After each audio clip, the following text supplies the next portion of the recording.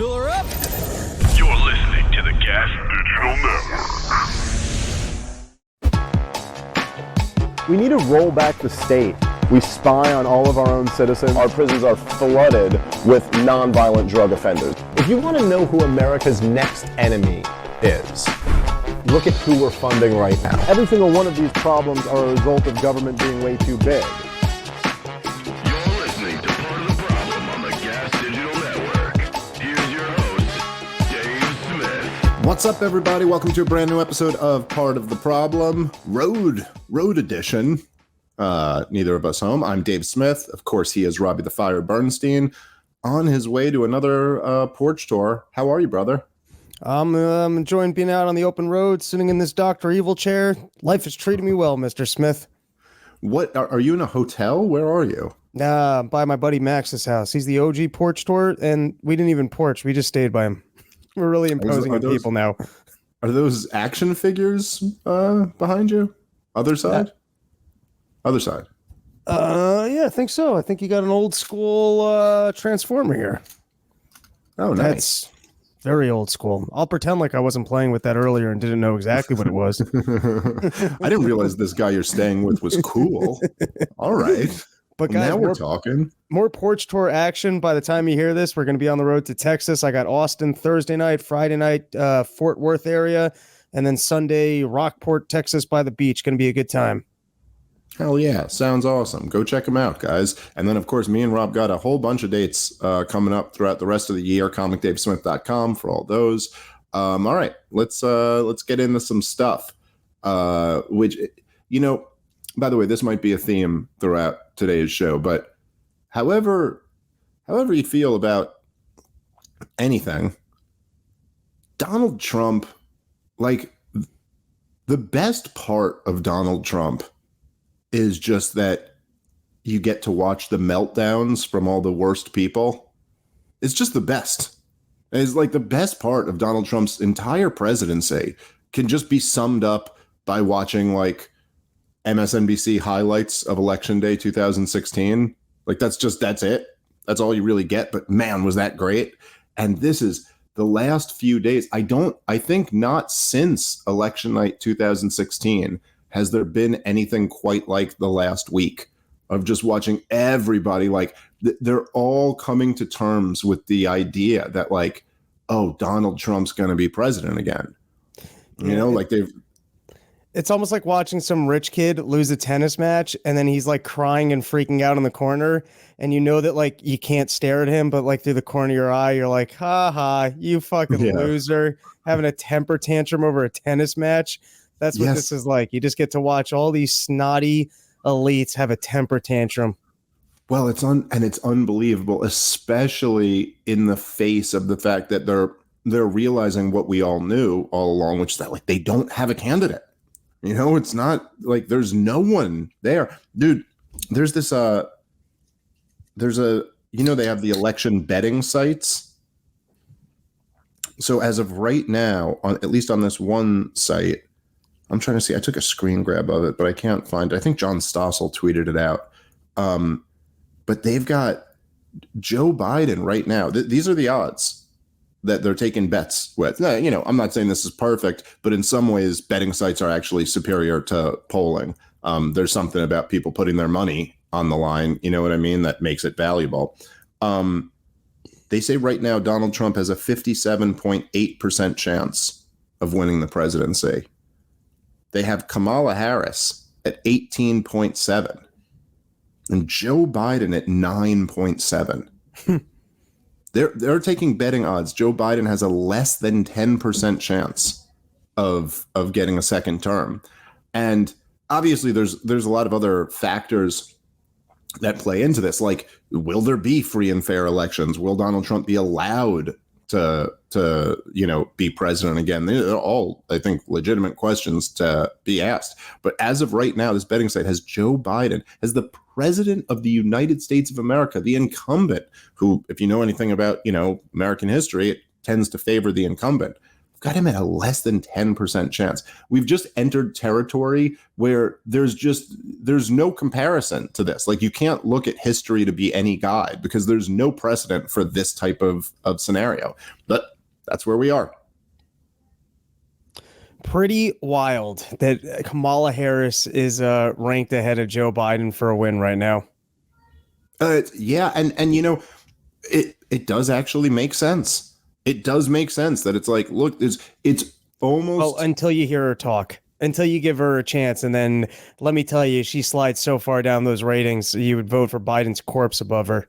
Yeah, look, probably there are some people. It's amazing that you're even in the situation of going like, what are the pros and cons of Kamala Harris versus Joe Biden? And you're like, all right, she's not senile.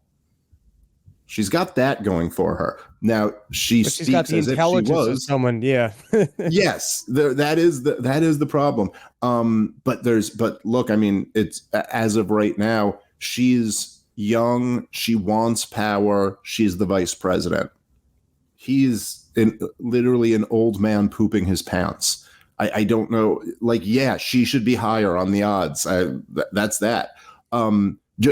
Clearly, I mean, I guess like what's been updated since the last time we recorded is that Joe Biden is going, as of now, he's not stepping down.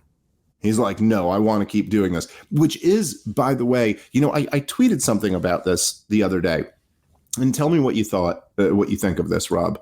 But you know, I was laying in bed, like putting my son to sleep, laying in bed next to him. And I just, you know, was just like kind of on my phone while I'm waiting for him to fall asleep. And I was just kind of thinking about this. And I was like, you know, if you really think about this, the narrative from the corporate media for 4 years now, has essentially been that, like, yes, Hunter Biden was influence peddling. You know, like they'll kind of acknowledge that. You can't pretend that doesn't exist. And obviously he's a drug addict and he does crazy things. And there's, you know, all types of pictures of him, you know, like and stuff like that. But the narrative from the media has essentially been that, well, you can't directly connect Biden to this. There's no smoking gun that Biden was involved in any of this influence peddling. Now, again, I'm not making the claim that that's the case. I'm just saying this has been the narrative from the corporate media, that essentially, yes, Hunter was doing some kind of shady things, but that's not connected to Joe Biden. There's no evidence he was directly involved. And he's a drug addict, which is very sad. A lot of people have kids who are drug addicts. And essentially, the narrative has been that you're really just going after a politician's kid. You know, so he's kind of off limits. Like, you really shouldn't be doing this. It's kind of hitting below the belt. You know, it's the president has a troubled son, but you're going after someone for having a troubled son. This has been the dominant narrative for 4 years now. And then all of these corporate media outlets are all reporting that Hunter Biden has been Joe Biden's closest advisor on the most important topic, the most important decision of his presidency, of his life. You know, whether or not to seek a second term. And none of them seem to even acknowledge that this does kind of shatter their narrative. That, like, okay, look, if you're telling me when it really matters, the closest person to the closest advisor to the president of the United States of America is an influence peddling crackhead, then that's news. Like, then you can't tell me he's like beyond reproach. Like, you can't say he's off limits. It's like, that is fucking crazy. Now, you might have a kid, you know, look, I have very little kids. I don't imagine that my kids are going to grow up and be drug addicts, but I don't know. You know, I mean, I guess there are people out there who have kids who go down, you know, the wrong path as they get older. But you can't have them as your closest advisor then. You know what I mean? Like, you can't, if one of your kids is like, a drug addict who's, raking in money from corrupt companies and corrupt foreign governments and stuff like this. How can you all just report that he's the guy who Joe Biden's talking to about this decision? I don't know. That's wild to me. Well, it's also funny. Hey, listen, I know that I look like I was too old to be out there and incompetent to be making good decisions, but I got my crack addict son advising me, so nothing to be concerned about. Yeah, it's really this is the counter to you're worried about whether I'm competent to the job. The other thing that's like that stands out to me is just how evil Joe Biden's family is. Like how fucking evil. I mean, they said he was going after that debate to talk to Camp David to talk with his wife and his son about what he should do. Like, in other words, if this reporting is correct, there was a conversation about whether or not he should drop out. And his family is convincing him not to? Like, think about that. Sounds very backwards. It sounds like there would be a Democratic deep state that still thought Joe Biden was their best chance to win. And so they were pressuring him to stay in it. And the family would step in and go, Joe, it's over. It's time to stay home. It's time to be with the kids, the grandkids, maybe not the one that Hunter, had with the stripper, but the ones you like. It's time to actually be the home ones you with your family. acknowledge. Yeah. Yeah. Yeah. Well, I mean, look, I know you've kind of talked about your family going through this with your grandfather. Lots of people have stories like this, not being president of the United States, but when you have, somebody who's older in your family and their mind starts to go, there's usually like a series of very uncomfortable kind of interventions that you have to make, when you got to convince them to stop driving, when you got to convince them they can't live on their own anymore, when you can't, there's just like a lot of these, and it's very uncomfortable, but because it's your family, it's someone you love, you kind of have to do it. You kind of have to not put them in a situation that's hard. This is, I mean, I don't know, the term elder abuse has been used to death, but that's what it is. They're abusing this guy. Yeah, if you know much about Joe Biden's long career, he does deserve it. But again, you would think his wife or his son would be pleading with him to get out. They'd be like, come on, man. Like, listen, you can't anymore. You can't do this.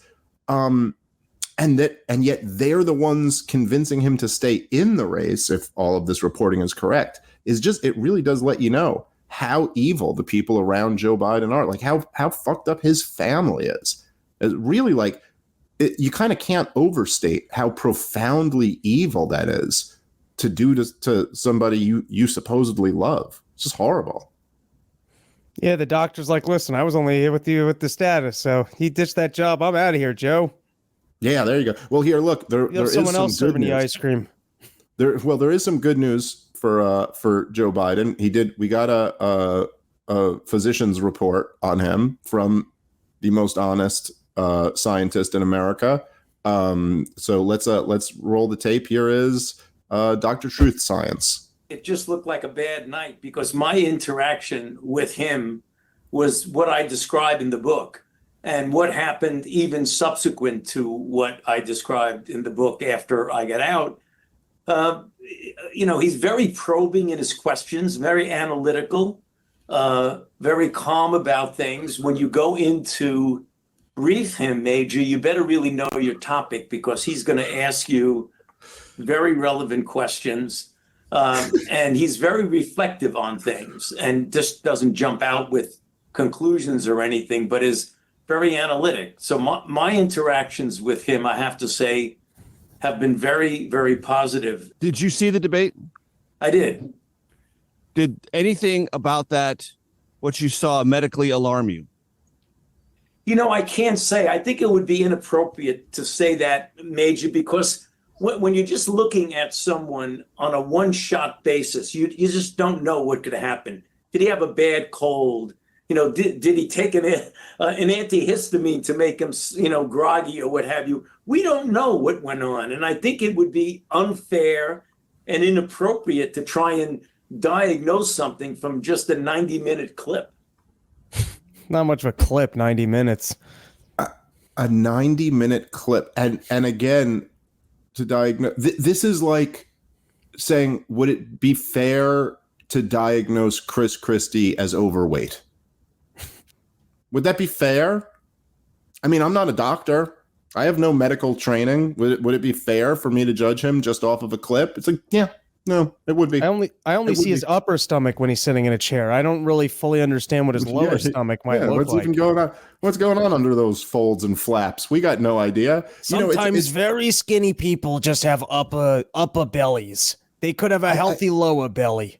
All right, guys, let's take a moment and thank our sponsor for today's show, which is My Patriot Supply. We all know after the last few years, things are a bit unstable and the future is a bit uncertain, and it's always better to be prepared than to wish you were. Since 2008, My Patriot Supply has helped millions of Americans gear up for emergencies. Today, their popular 4-week emergency food kits can't stay out of customers' carts. Get yours right now at my website, preparewithsmith.com. Each food kit offers over 2,000 calories every day, plus with ultra-durable 4-layer packaging, it lasts up to 25 years in storage. Order as many kits as you need and save $50 on each one, free shipping included. Stock up on these essential food kits at preparewithsmith.com. That's preparewithsmith.com. All right, let's get back into the show.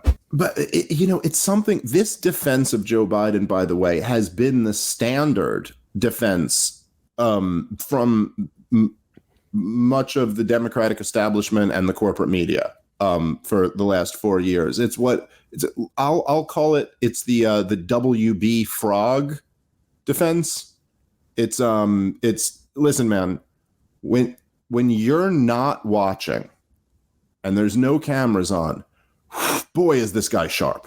Now, I know that from your perspective, it probably doesn't seem that way because every time you see him, he's not sharp. But these probing questions. Let me tell you, when you get in a meeting with Joe Biden, you better know your stuff. This guy, he's essentially a genius behind the scenes. Just you can't even imagine. He's like 25 years old. He's doing push-ups when you enter the room and then just asking you, just solving Goodwill Hunting math problems on a chalkboard that the most brilliant mathematicians can't solve. But he's just, whenever it's on camera, he sure does look like a dead frog. It's so pathetic. You can't even believe that they're going with this. Like, you guys couldn't sit down and brainstorm for a half hour and come up with something better than that? That's your answer? That the president of the United States of America, who's been on video falling and stumbling and not knowing where to exit every goddamn stage that he gets off of, referring to himself being in the wrong city, in the wrong state, not knowing dates and times and not knowing who the president is, all this stuff that we've just seen for years and years now. And then after that debate performance, you're going, I think it was an off night. Maybe cold medicine. Maybe that's the answer. It's like, as if all of us haven't taken cold medicine before. Like, I'm not saying cold medicine can't make you drowsy, but it doesn't do that to you. There's a certain level of, look, like me and you are stand-up comedians. We've both been doing stand-up comedy for a long time. And I know what an off night is. Everybody has off nights. There's something different here, and everyone knows it. And really, just what's revealing here about Fauci. I mean, maybe it's not exactly revealing here. This is something we've known about Fauci for a long time, but it's just like, to understand these guys and understand what's going on. They are, look, again, not to take shots at them because I think I already did enough of that. But I told you, this was my takeaway from the Chris Cuomo debate, that there's something, no matter how much you know this, and no matter how much, like, somebody like me has been hyper focused on this stuff for a long time, it still is somewhat jarring to see how comfortable some people are lying. That they can just sit down and just lie right to your face. And that's what you're seeing here from Fauci. He's got an extremely high level of comfort with just telling bold-faced lies. Just lying right to you. There's not even, I mean, like, that was one of the things that I was taken back by. And I think I did a decent job handling it, but I'll admit it was a challenge in the Cuomo debate, is that guys just sit there and lie right to my face. But, like, you know, it's almost like I was like, how is he going to play this? How's he going to respond if I bring this up? And you're like, oh, that's the answer. He'll just lie. Oh, I hated when people shamed Joe Rogan. They shouldn't have done that. Wait, really? You're going to do that? You know, and then same with Fauci's that same guy. You know, I never recommended locking anything down. No, never. It's like, really? Oh, really? And then you sit here and say, yeah, no, look, Joe Biden, sharp as a tack. Sharp as a tack. You're telling me that these moments only happen in public? He's never had a private stumble. It's only in public that he stumbles every single time. I mean, look, there's a range for Joe Biden, which is, by the way, as I'm sure you're familiar, you know, with your grandfather there, this is how mental decline works. Like, there's a range. People have good days and bad days. They have good moments and bad moments, you know? And there's a range of which Joe Biden you're going to get. That debate the other day was obviously toward the bad end. But even Joe Biden at his best, at his absolute best, you get the best Joe Biden on the best day for Joe Biden, on the best meds for Joe Biden. And it ain't impressive. It's never good. It's never, oh man, I was just in this meeting and he was asking probing questions about what, Fauci? You're saying that the topic of virology came up and Joe Biden was asking the best probing questions? Just, what do you even say to this, Rob? I think Joe Biden should go into business selling Uncle Joe's cough syrup. Because if it makes me that stoned, I'll take it every weekend. Let's go.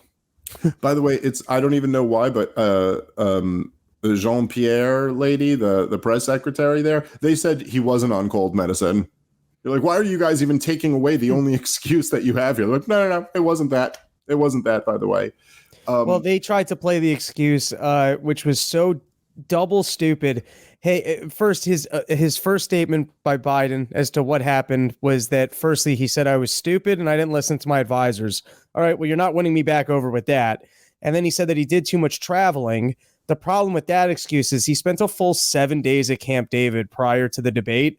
So the idea that, hey, I'm not an old man, but 7 days of post-travel rest in one location wasn't enough to get over jet lag sounds like you're an old man. Yeah, it sure does.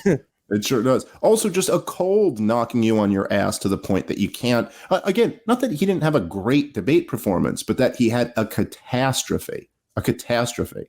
Here, let's play the clip Brian has. You said you have it from the presser. I did want to follow up on what Sungmin brought up, I think others as well. You did get numerous questions yesterday about the president's debate performance. You didn't mention travel, the jet lag, the foreign trip. So I think you can understand why it was a little bit puzzling to hear the president mentioning that as his explanation for the first time last night. Can you clarify whether when you took the podium yesterday, did you not know that that was a and I major want to say factor? that is my bad. That is part of definitely part of the explanation of what had occurred. I did know that. I did know that. I did know that. But we were so focused. I was so focused on the cold, and that's what I kind of leaned into and talked about. But yes, his schedule did have something to do with it. It was the schedule and the cold, and I was aware of that yesterday. Jeez. I mean, again, what you're trying to combat is the view that Joe Biden is too old for the job. And you're talking about how the schedule was just really tough on him. But it's like, yeah, but that's the job. His job is to be president of the United States of America. Look, man, it's really wild, okay? But if you think about, say, during the Cuban Missile Crisis, all right? So as everybody kind of famously knows, the story of the Cuban Missile Crisis is that the Soviets put some nuclear missiles in Cuba. Jack Kennedy was like, no, that is the brightest of red lines. We cannot tolerate this. It's a knife against our throat, and we will go to nuclear war over this. We're treating this as a nuclear strike on the United States of America, meaning essentially we will blow up the world, you know? Then what actually happened was that Kennedy got on the phone with the Russians and they made a deal, a handshake deal, not a treaty. This is, by the way, one of the things that's really interesting. Like, one of the things that people who are supporting the war in Ukraine take issue with, when people like me will talk about how we gave the Soviet Union assurances that if they allowed the reunification of Germany, that NATO would not move 1 inch to the east. This was the phrase that was used over and over again by many people, from Baker and Gates and a lot of the people who were the key players involved at the time. That not 1 inch to the east. NATO will not move east. And their counter will be, well, it wasn't an official treaty. It was just something we said. But the thing is that that's how diplomacy is done all the time. And in fact, no treaty was signed after the Cuban Missile Crisis. However, Kennedy agreed to pull our nuclear missiles back from Turkey if they agreed to pull their nukes back from Cuba. And that agreement held. And it saved the world. It literally saved the world from going to nuclear war, a handshake agreement or just a verbal contract. And you need that in international diplomacy. You need to be able to, like, if a diplomat comes and tells you, we'll do this if you do this, and you say, I'll only do this under the condition that you'll do that, and they say, yes, we'll do that, you have to keep your word on that. Anyway, the point is that the job that Joe Biden has might entail getting on the phone and handling a difficult situation to save the world. You know what I'm saying? You don't get to have excuses like, my schedule, I was traveling, I had a cold, sorry, I couldn't. You just look, there are certain jobs where there's no excuses like that. It's a high pressure environment. And so how could this excuse possibly ever work with anybody? It's insane. Yeah, you can't play the, hey, I need to be in the most important job, but I have some bad days. Yeah. Oh, oops, that was a bad day. So I guess we're going to nuclear war. All right, guys, let's take a moment and thank our sponsor for today's show, which is Monetary Metals. Unlock a 12% return on silver. If you're ready to start building wealth by putting your precious metals to work, you got to check out Monetary Metals. Silver, of course, isn't just a precious metal. It's a tangible asset and a great way to diversify any investment portfolio. With Monetary Metals, you don't just own physical silver. You own silver that works for you to generate more silver, growing your total ounces over time. Right now, you can earn 12% annual interest on silver paid in silver in their latest offering if you're an accredited investor. Click the link in the episode description or head over to monetary-metals.com. Monetary Metals is revolutionizing the way you invest in gold and silver. They've been paying interest in silver and gold for over 8 years, helping you grow your wealth in real tangible assets. Finally, there's a true alternative to saving in dollars, a yield on gold and silver with Monetary Metals. The first true silver bond since 1834 is now available. Earn 12% annual interest on silver paid in silver. You must be an accredited investor to participate. It's a 3-year term. The bond is financing a publicly traded mining company located in the Western United States. Click the link in the episode description or go to monetary-metals.com for more information on how to participate. All right, let's get back into the show. Anyway, you know what? Let's go to the Joy Reid video because, as I said, it's kind of on theme. That, as I said, the best part of all of this, of Joe Biden's debate performance, has just been watching the meltdown amongst the worst people in the country. And Joy Reid is right up there with the worst. So here, we played one of her delusional videos yesterday. She made I genuinely want to know, does she wear a wig on air or does she just have my receding hairline? I don't know what the hell she wears on air. I don't know, but it's a rough scene when it's just talking into a cell phone. Let's say that. It's not great on TV, but it takes a nosedive when you're just looking at her video. But here's her video, the latest unhinged rant. Y'all just tell me who the nominee is going to be. Let me know when you guys are finished fighting amongst yourselves who I got to vote for in November to keep Hitler out the White House. That's all I want to know. Who I got to vote for to keep Hitler out the White House. Y'all do your thing. play in traffic all you want in front of these Republicans, acting a fool in front of these people instead of privately declaring your stuff. But don't text me no more, because I'm not taking no more of these texts. Just let me know when you guys are finished figuring it out, Democrats, because I know y'all the freak out people. Go ahead and freak out, have your conversation, and then let me know who I got to vote for to keep Hitler out the White House. That's it. I'm done. Oh, and by the way, if it's Biden in a coma, I'm going to vote for Biden in a coma. I don't even really particularly like the guy. A lot of his policy, don't like him. He's not Donald Trump, right? Yeah. Hitler, White House. We keeping him out. Keeping Project 2025 out. That's all I care about. Up and down the ballot, from the rooter to the tutor. School board, all the way up to White House and everything in between. Governors, members of Congress. I'm just going to vote all the way down to keep these people out. The Project 2025 thing is the whole Republican Party. At this point, it's not about Biden. It is not about him. It's above me now. There's a Best Western next door.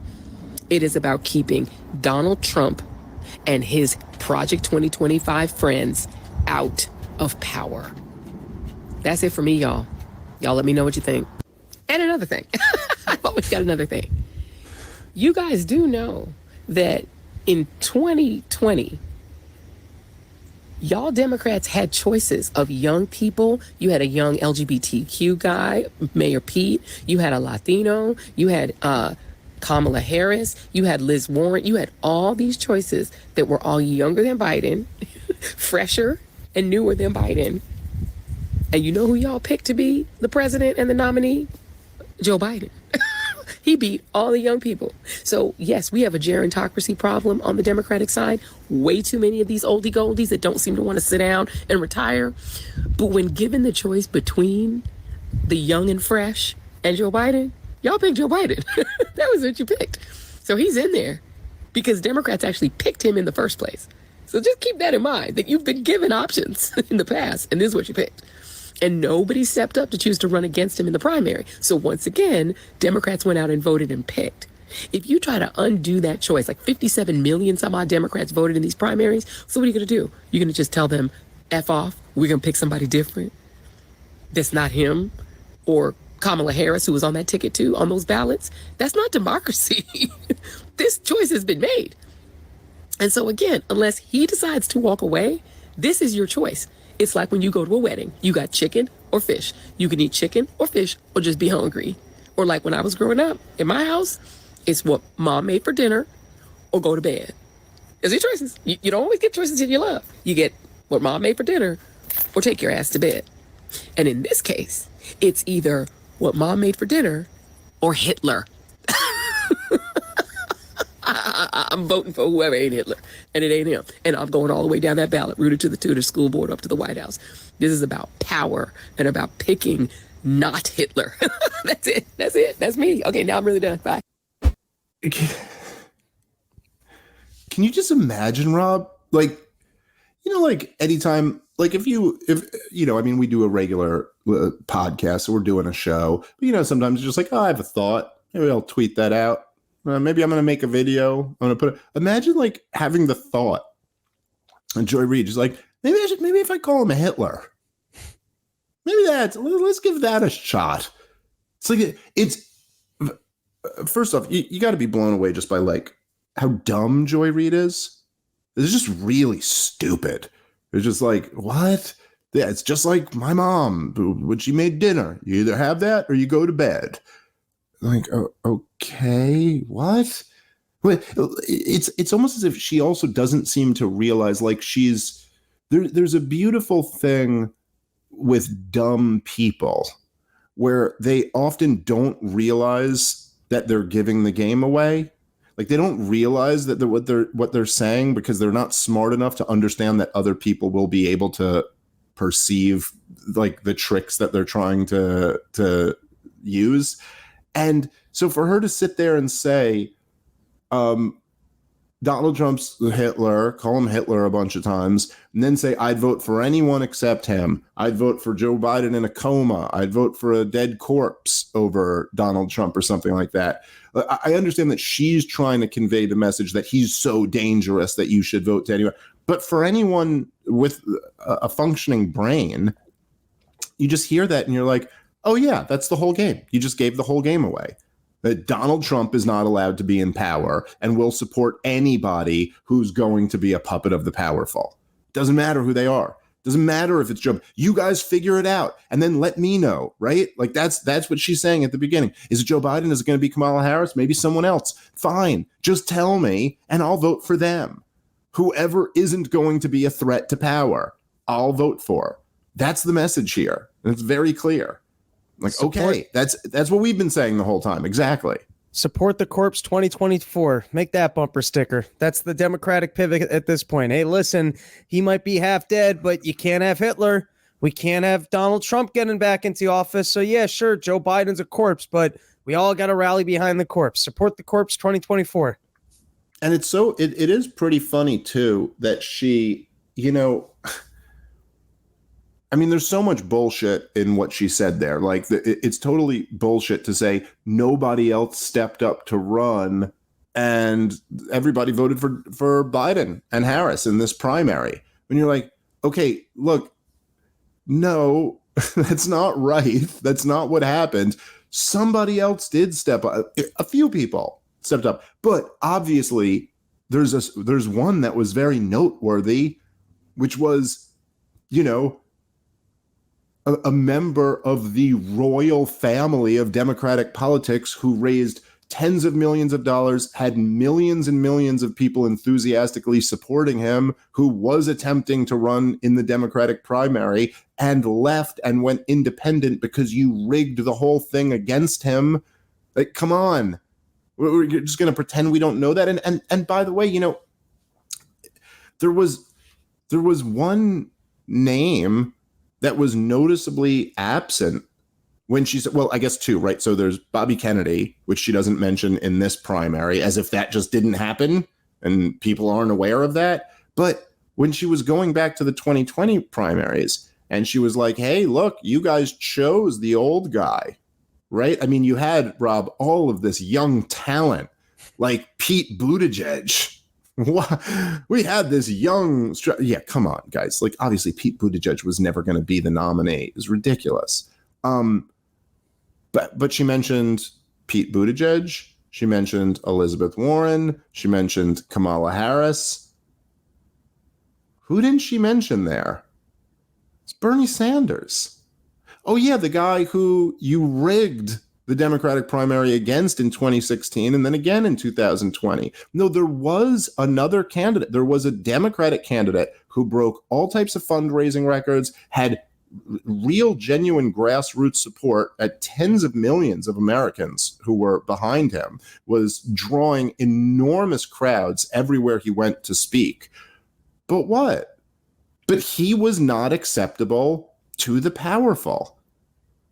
No, I'm not defending Bernie Sanders, and I don't care much for Bernie Sanders' policies, and I just don't think he's a very impressive person, and I don't think he's an honest person. But there was this other option, but you guys decided to rig the system against him because he was not, he was railing against big banks and billionaires. And big banks and billionaires got a lot of influence in this town. So, turns out that wasn't a good strategy. But the idea of just saying, well, that's over. We picked the old guy. So what is the implication here? That's it?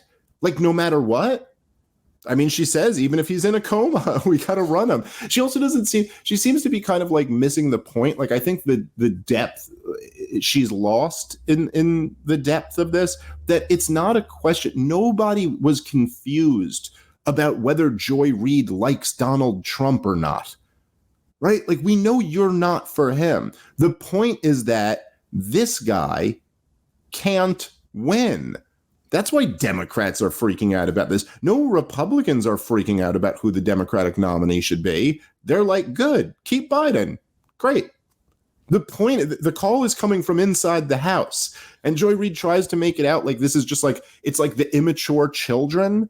You guys fight amongst yourselves and figure this out, but I'll be over here when you're done, like as if that's more mature. No, the reason why they're freaking out is fighting is because you're like, this guy just disqualified himself. This guy just gave himself no chance for success. That's why they're having the conversation, Joy. It's a necessary one. Even if you picked the old guy in 2020, well, guess what? Now he's senile. So you got to figure out somebody else. That's the deal. Anyway, it is fun to watch how unhinged they all are becoming recently. Hopefully this keeps up. Temper Any thoughts, Rob? Temper tantrums. I enjoy it. And you know what? I think the last time the nation somewhat got suckered by it, that the reaction of all these people and the temper tantrums was Donald Trump's fault. But now I think you can see through it and just see that a lot of these people who claim to be the smarter, elite, more dignified adults in the room are actually just a big old bunch of babies. Amen. All right, let's talk a little bit about these Supreme Court cases that we didn't get to on the last episode, because What about that DT video that you had of him passing out some cash? Oh, okay, we could play that. Yeah, let's go to the Trump video. Yeah, I forgot about that one. How did I do with the debate the other night? Oh, amazing. That old broken down pile of crap. Yeah. It's a bad guy. He just quit, you know. He's quitting the race. Is that right? Yep, I got him out of the race. And that means we have Kamala. I think she's going to be better. She's so bad. She's so pathetic. It's just so fucking bad. So I just can't imagine. But can you imagine that guy dealing with Putin and the president of China, who's a fierce person? He's a fierce man. A very tough guy, and they see him. They probably, but they just announced he's probably quitting. Good. Okay? Yeah, that's amazing. Just keep knocking him out, right? How did I do with the debate? So now this video has been put out there by several Democratic operatives as like a gotcha on Trump, which I just find hilarious. It's just unbelievable, man, that after all these years, they still have not adjusted to how to deal with this guy. You know, like they don't. So they're all putting out this video like, look at him. He's insulting Kamala Harris and he's insulting Joe Biden. He's saying he knocked Joe Biden out and all this stuff. But then when you actually look at it, what you see is a guy who seems to be generously tipping, who is mixing it up with regular people, being funny with them, you know what I mean? Like getting laughs out of them and then just telling the truth. I mean, I don't think he's right about Joe Biden's out of the race or whatever, but just tell him, this guy's a disaster. She's going to come in. She's going to be a disaster too. So what are we doing? Imagine that guy you saw at that debate stage dealing with foreign leaders. It's what everyone's thinking. It's just the truth. So it's just, I don't know. It's funny to me that this is supposed to be some type of some gotcha for Donald Trump when it's what people like about Donald Trump is that he's authentic. You know, however you feel about Donald Trump, that is him. You know, that's really Trump. And that's what this video just is like, more evidence of that. I don't know. Your thoughts? Yeah, no, he looks good there. He's chilling with this kid. He's coherent. He's got winning attitude. He's saying, I can address these other world leaders. He actually seems to be concerned about not just winning, but at least in this clip, kind of the country.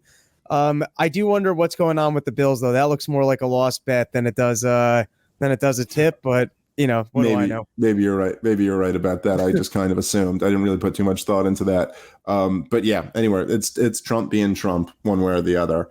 This show is sponsored by BetterHelp. Therapy can help you focus on what you want instead of what others have, so you can start living your best life. And a great way to take advantage of that right now is with BetterHelp. I can tell you I've personally benefited from therapy in the past, and I know lots of other people who have too. And what's great about BetterHelp is it's the easiest, most convenient way to start therapy right now. So if you're thinking of starting therapy, give BetterHelp a try. It's entirely online. It's designed to be convenient, flexible, and suited to your schedule. You just fill out a brief questionnaire and you get matched with a licensed therapist. Plus, you can switch therapists at any time for no additional charge. Stop comparing yourself to others. Start focusing with BetterHelp. Visit betterhelp.com/problem today to get 10% off your first month. That's BetterHelp, HELP.com/problem for 10% off your first month. All right, let's get back into the show. All right, let's do the Supreme Court cases. So let's what do you want to do first, Chevron or tech censorship?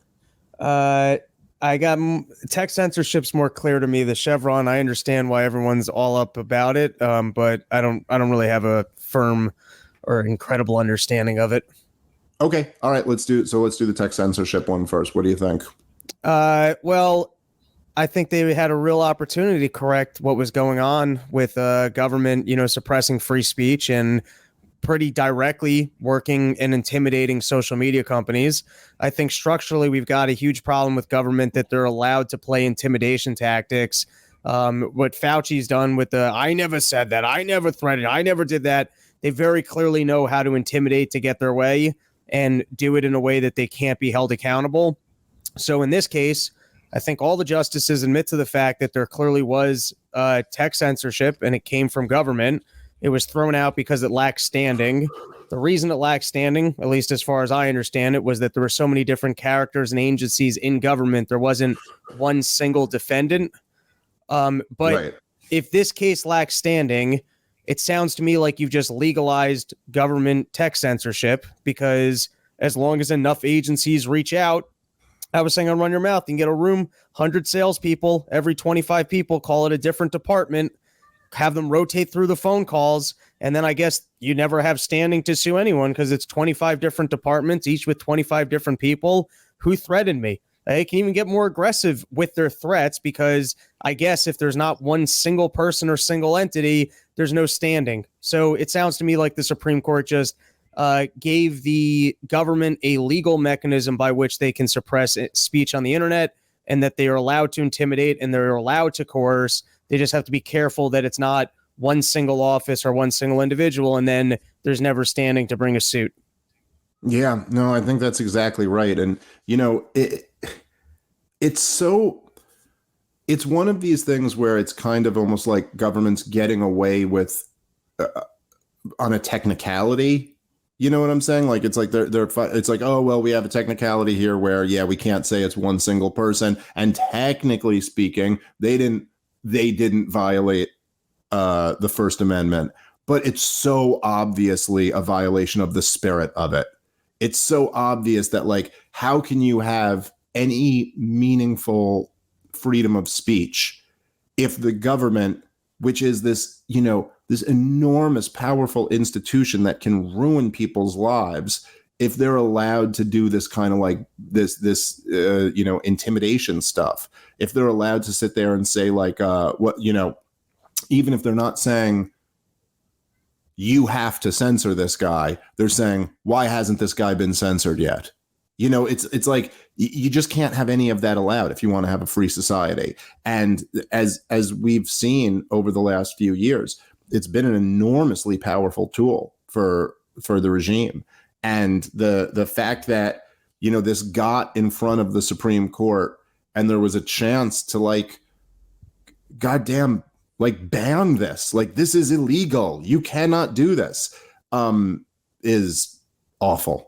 It's just awful. I think and it's a guarantee that it will continue to happen. Yeah, I guess as non-lawyers, I don't even understand the technicalities. So sometimes I see something that's a clear problem and government is clearly breaking the spirit of, hey, there should be free speech, and government's not allowed to restrict your speech. And so they shouldn't be allowed to, I mean, this is no different than old school, calling up the newspaper. Hey, I'd really like it if you didn't publish that article tomorrow. It'd be really important to the president if you didn't publish this article that actually let people know the war numbers. I guess so. If enough different people make that phone call to a newspaper, it's not considered intimidating. Hey, listen, it would be really bad if your tax standing got changed. We'd hate to see that happen to you guys. Yeah. Remember how we gave you a favorable tax thing, or we gave you that building over here, or we never investigated this? We would hate to see a change to that. I mean, it's straight up mob tactics. It actually got to the Supreme Court, and that it was very clear what they did throughout COVID. You had the incidents with Alex Bernstein. We saw Zuckerberg when he was on Rogan. I mean, you could further investigate this. We know that it happened. And so what's the mechanism for fixing this now?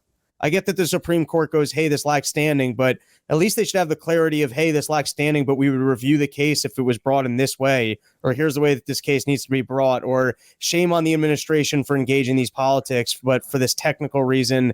But the way that they did it, it almost serves to just protect the regime and go, hey, it's important that the White House has the ability to, I guess, censor speech on the internet. So we're just no slap back, just throw out the case, essentially. Yep. And for all the people who on both sides, right, you have all the people who are Trump supporters who are bragging about how great his Supreme Court justices are. And then you have all the people on the Democratic side who are like talking about what a threat the Supreme Court is. And when it comes down to it on such an important issue, debatably the most important issue, we get such a bad judgment. And I mean, it does, again, like I'm like you, I'm not a lawyer. I'm not an expert in like, in any of this, but you're essentially ruling that when the mob boss comes into the pizzeria place and goes, maybe you start buying your tomato sauce from us. Sure would be a shame if this place burned to the ground. And they've burned several other pizzerias to the ground, and you're ruling that it's like, no, the guy just said it would be a shame. And he sent different people, so it's not even clear who said it. There were 4 different people who came in here. Yeah, there's like 4 different families. There's different heads of the families. There's all these people, and really all the guy did was say it would be a shame if this place burned down. It's like, I mean, come on. This is obviously like, this is not. There's no such thing as like a non-coerced decision when the government's involved. And the law of the land ought to be that they just can't even talk to these people. Because you can't even talk to social media companies or newspapers or TV networks about who they are allowed to publish and who they're not allowed to publish, who they're allowed to platform and who they're not. There should absolutely be like a clear line drawn that you can't cross it at all. Unfortunately, that's not the world we live in. And look, particularly, we're in a situation now where we're going into an election year. The range of options range from a senile old man who's pooping his pants on national television to Kamala Harris, who sounds like she just ate the strongest edible in the world every time she talks and cackles, to some other candidate who, best case scenario for Democrats, is going to have to jump into the game in the 4th quarter and try to pull something off here. What my point is just that no matter what in the entire range of possibilities, there's going to be a very weak Democratic candidate going up against Donald Trump. And obviously they're going to rely on every trick in the book. And the most important one to them is tech censorship. And now they've basically been granted authority to do that by the Supreme Court. So it's an absolute disaster. I can tell you firsthand, YouTube's ramping up. I got a strike on a channel 2 weeks ago for a conversation I had with a longtime practicing doctor who defended childhood vaccines, but they didn't like that conversation. And then my last episode got a strike. There's this great video of Kamala Harris on BET being as cringe as she's ever been, letting people know I'm out in these streets. I don't know if you've seen the video. I don't recommend playing it here because your channel will get striked for having other people's content, even though copyright. I don't know why that wouldn't be parody law or otherwise. It's newsworthy. It's an actual incident. It was propaganda that Kamala Harris tried to put together and, was as cringe as ever with. And I was giving commentary on it, but strike on it seems like some of the censorship we saw over COVID will probably be ramping up over the next couple months. I have no doubt. I have no doubt in mind that it will. We've kind of, there was a huge wave of tech censorship after Donald Trump won the presidency, and the Congress hauled the tech leaders in front of Congress and threatened them all. And then they all started, kind of kicking into gear of banning misinformation.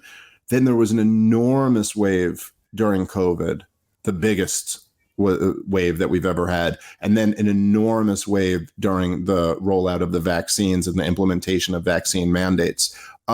We've been kind of in this calm for a little while since that. So really, like, it was like 2023, it started to calm down a little bit. And it's been kind of calm where you feel it. It's a weird thing when you're, when you do what we do and you're in the world of talking about this stuff online, but you can feel it in your bones, you're like, okay, we could talk about people being vaccine injured now and not be like, hey, let's switch over to Rumble and go talk about that right now. You know what I mean? Like we can talk about it right now, but you also just can feel like another wave's coming.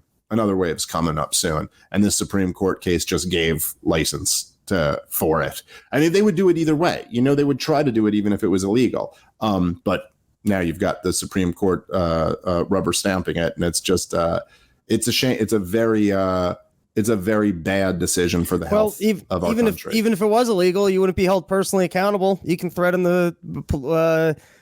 anyone at any time. And hey, I thought it was part of my official duty for the safety of the country to make sure that this information that harmed me wasn't available to the public. Yep. There you go. But the Chevron case does earn a mention because it seems to, it seems to be better for the framework of freedom. But I understand it on a limited basis, mostly from what's his name's tweets. What's his name did a good job with it. The guy who ran for VP last year for Libertarian Party. I'm bad with names. Yeah, Spike had a good write up on it. Yeah, he's great. Yeah. In fact, I should go retweet that later. Yeah, no. Well, look, I mean, there's no question that the Chevron case was excellent. It was a blow for federal regulators, and that's who you want to see take a blow.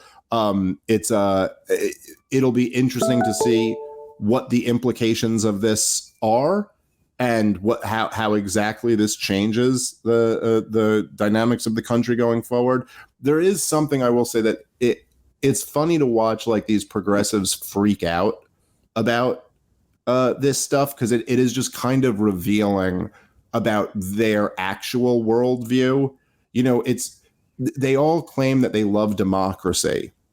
Of course, like democracy is always an illusion. It's a stupid system even on paper. It doesn't make any sense. There's no connection to morality and democracy. Like, it's the old G. Edward Griffin quote where he said, he goes, if you really want the perfect example of democracy is a lynch mob. Like, that's democracy. There's only one dissenting vote, It's all unanimous except for the guy getting lynched.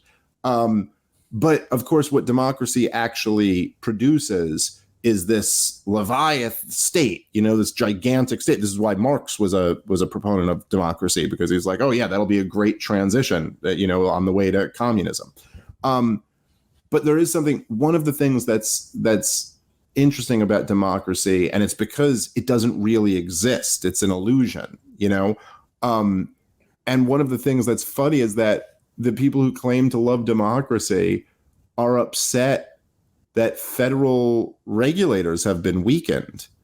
But it's all completely outside of the democratic process. You've got a system where people who were not elected are appointed to jobs that they keep for a full career, oftentimes, and they get to just dictate laws. And so many of the regulations that anybody who runs a business knows about, so many regulations in this country, they weren't signed into law. They weren't voted on by the Congress and then signed into law by the president. What was voted on and signed into law was the creation of a regulatory agency. And then they just write all the regulations. And it's kind of interesting in a way because you're I couldn't imagine anything more anti-democratic than that. It's total tyrannical rule of the managerial class. And tell me you feel comfortable with the relationship between regulators and private corporations after COVID, or from any of the bailouts you've seen in the financial sector. If you think for 1 second people going back and forth and making sure one specific rule in the books, which maybe is a license for why your property developer gets to do whatever, this is where the big profits is. It's in carving out little regulations that ensure your company has a slice of the pie, that your way of doing business is ensured will continue to be used by, we can only give a license to 3 towns in this community for marijuana licenses. And look, it's only the 3 biggest corporations. There's a reason. Well, right, exactly. And look, I mean, I don't care what your politics are. Obviously, we have people who listen to this show who have all different types of political leanings. There's a lot of libertarians listen to the show. There's left-leaning people. There's right-leaning people. Whatever, even if you don't say if you're not convinced by the libertarian argument in abstract, in theory, just all you got to do is say this, right? What do you think? What more accurately describes the problems that we have in 2024 in the United States of America? Is it that we have an absence of regulations and we have an unregulated economy? Or is it regulatory capture? You just be honest with yourself. Which one of those two better describes the major problems we have in this country, right? And everybody knows it's the latter.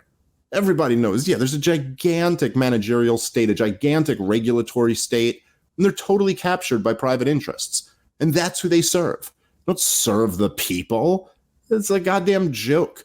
Is the idea with the SEC is motivated by just serving the people and making sure the big bankers can't rig the system on their behalf? Is that what we're living under right now? Or are they a tool of the big banks? To ask the question is to answer the question. All right, let's wrap up there. I got to take these kids to the beach. So we'll catch you guys next time. Go check out Rob on the Summer Porch Tour. Where can they find tickets? I got go to porchtour.com. Like I said, Texas next weekend, Dallas, Fort Worth area, Austin before your shows, Sunday, Rockport Beach, and then the following weekend I have a show. I think it's Saturday in Philly. Haven't played there in a while, so come hang out. Hell yeah. All right. Catch you guys next time. Peace.